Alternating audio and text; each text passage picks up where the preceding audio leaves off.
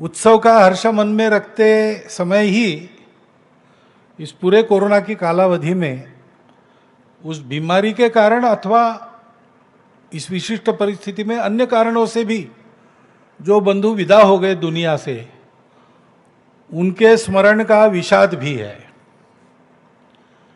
और इसलिए एक विचित्र परिस्थिति है और उसका कारण हम सब जानते हैं। कोरोना की महामारी उसका कारण है। पिछले मार्च महीने के बाद लॉकडाउन शुरू हुआ, उसके बाद बहुत सारे विषय चर्चा में थे दुनिया के, देश के, लेकिन वो सारे दब गए और उनकी चर्चा का स्थान इस महामारी की चर्चा ने ले लिया। अपने देश में भी घटनाक्रम समाज की और माध्यमों की चर्चा की दृष्टि से या हमारे अपने चिंतन के लिए भी कोई कम रोचक नहीं रहा है।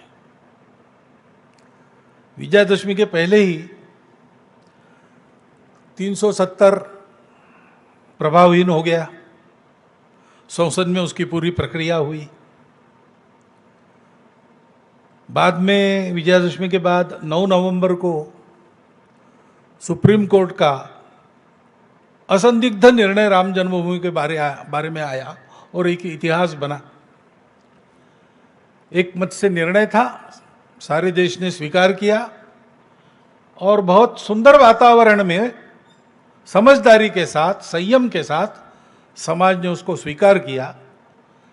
हर्षोल्लास का होने के बाद भी संयम के साथ मनाया और बिल्कुल 5 अगस्त में और राम मंदिर निर्माण के आरंभ का जो पूजन हुआ उसमें भी, और हमने उस वातावरण के पवित्रता को, भव्यता को, उल्लास को भी देखा, साथ साथ इस संयम और समझदारी को भी देखा।